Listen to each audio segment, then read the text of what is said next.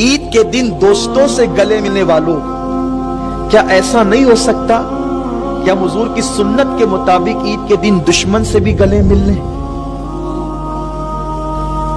सगे भाई का घर बाजू में है और हम ईद के दिन नहीं जा रहे हैं। आपकी ईद नहीं, नए कपड़े पहने ईद नहीं। बहन है घर में रो रही है और आपसे छोटे से झगड़े की वजह से आप उसके घर नहीं जा रहे हैं।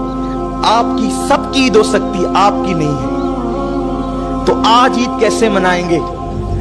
आपको किसी ने कितनी भी तकलीफ पहुंचाई है, कितनी भी अजियत पहुंचाई है, उसको माफ करें। क्या सोच के माफ करें?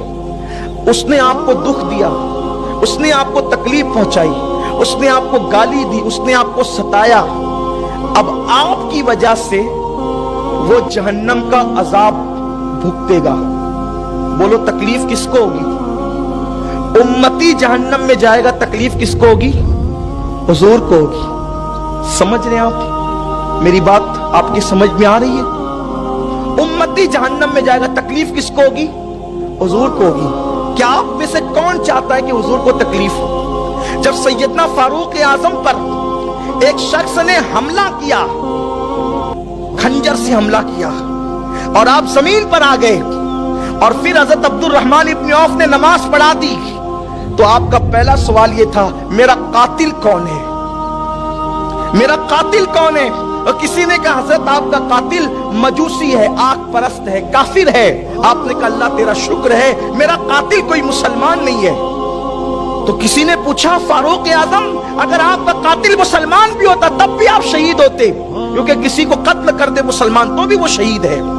फिर आप ये क्यों कहते हैं अल्लाह तेरा शुक्र है, मेरा कातिल काफिर है, मुसलमान नहीं है? फरमाया नादान, अगर मेरा कातिल मुसलमान होता तो मेरे कत्ल की वजह से उसको जहन्नम में जाना पड़ता, और वो मेरे वजह से जहन्नम में जाता, मेरे मुस्तफा करीम को तकलीफ होती। तो काफिर जहन्नम में जाए, उसका ठिकाना तो जहन्नम ही है, मेरी वजह से कोई मुसलमान जहन्नम में न जाए।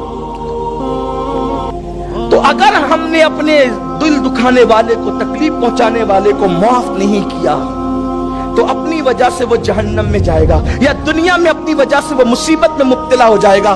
तकलीफ किसको होगी? अरे उस नादान को मत देखो जो तुम्हारा दिल दुखा रहा है, उस महबूब को देखो जो गुंबदे खजरा में आराम कर रहा है।